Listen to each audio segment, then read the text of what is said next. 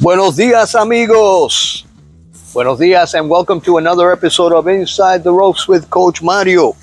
Coach Mario, owner and head coach of Warrior Sprite Boxing Academy in Miami, Florida. Florida, which means flowery. If you don't know Spanish, Florida is a Spanish word that means a lot of flower, a lot of vegetation, a lot of nature. Beautiful down here in the South. Anyway, guys, I thought about something yesterday.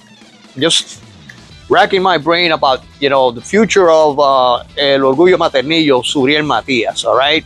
And what his future next fights look like after defeating Paro. And let me tell you guys something, like I said before in the past episodes, I'm not overlooking Paro, guys. I just believe that Matias way too strong, too powerful, can take, harder shots, can cut off the ring, has faster hands, has experience with southpaw, and whether it lasts 7 rounds, 10 rounds, 12 rounds, whatever it is, Paro is going to suffer big time. I'm telling you guys, I don't know how much Paro can take punishment. I know how much punishment Suriel Matias can take. But I don't know about Paro. All right? So, Paro is going to box Suriel Matias, and Paro is not going to go, all out like Ergashev and Jeremias Ponce and some other fighters might have done with Suriel Matias. He's going to take a different approach and try to outbox him.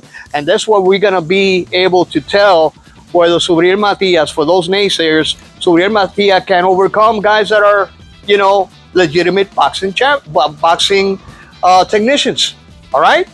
But today I'm going to talk about something I was thinking yesterday. I said, okay, so once Paro versus Matias is over, and I'm hoping that Matias takes that. I'm not overlooking Paro. He's a great boxer.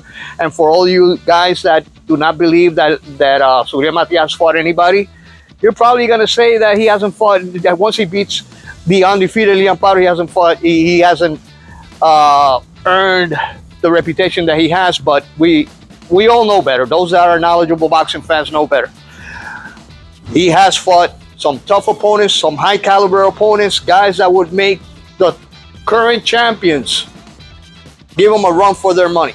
All right? That is my opinion. Ergashev, Yukenbayev, Jeremias Ponce, these guys are tough dudes.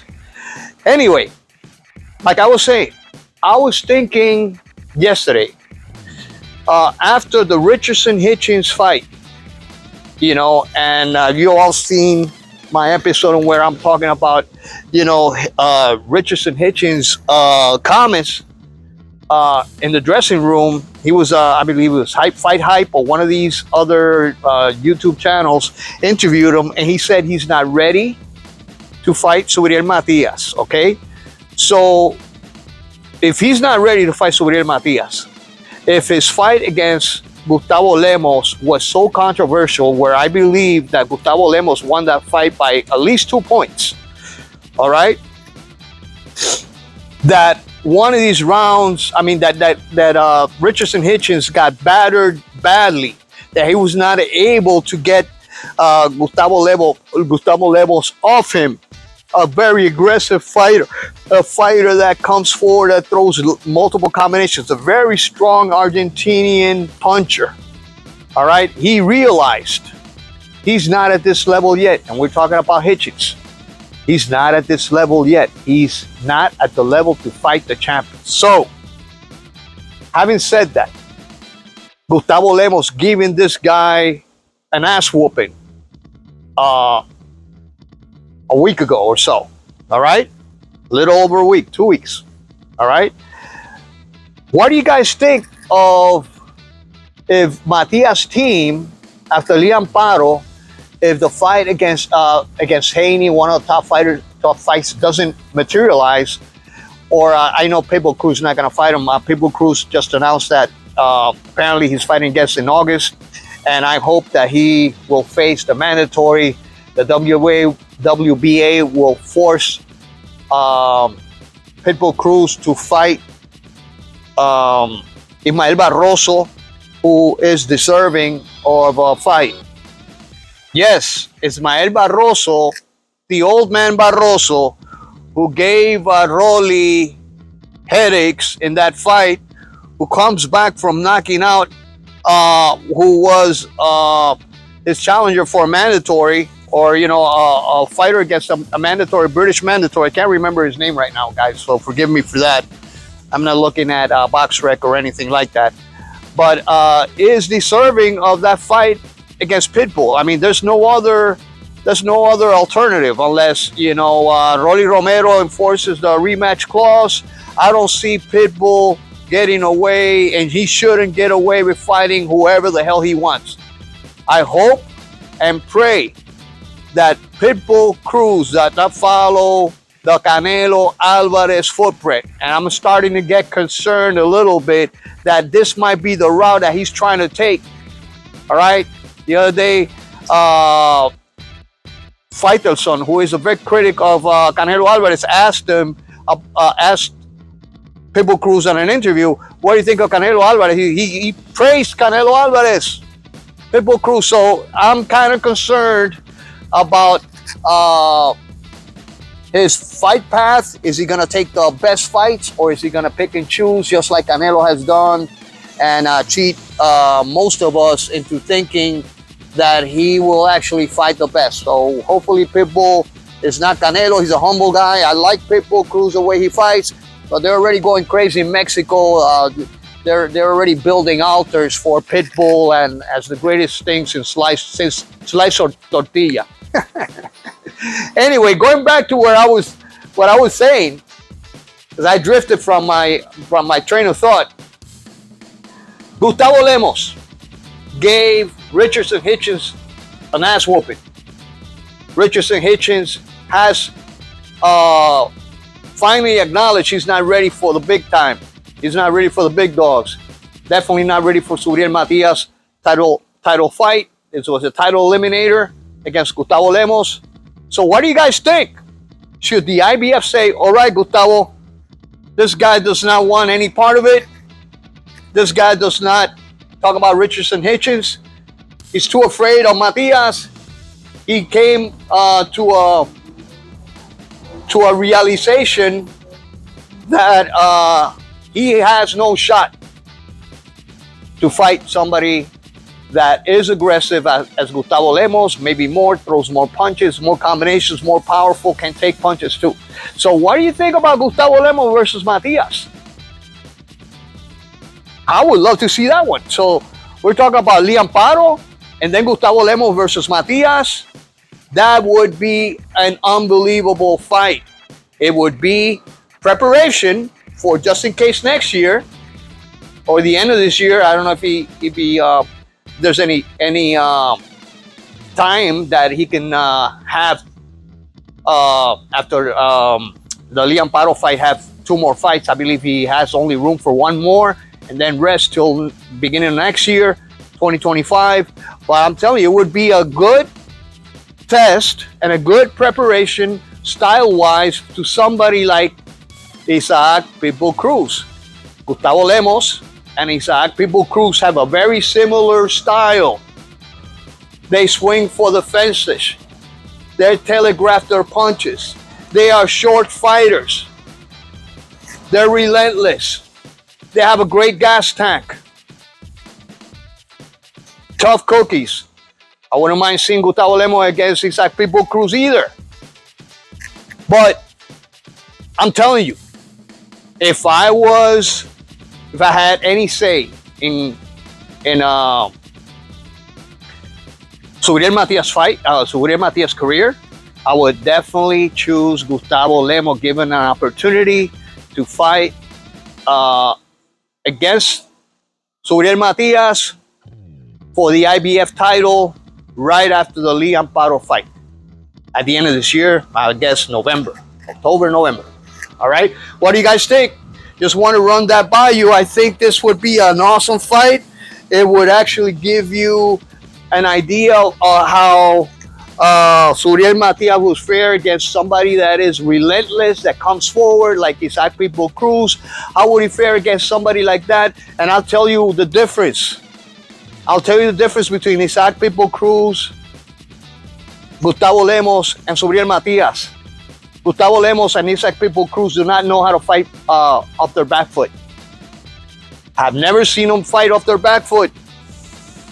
Suriel Matias fights moving forward, moving backwards, moving sideways. He continues to throw punches. Gustavo Lemos is a high volume puncher, just like Suriel Matias is. Isaac People Cruz is not. All right? So I tell you, this would be a way of gauging, like a barometer of gauging how Suriel Matias would do against somebody like Isaac People Cruz.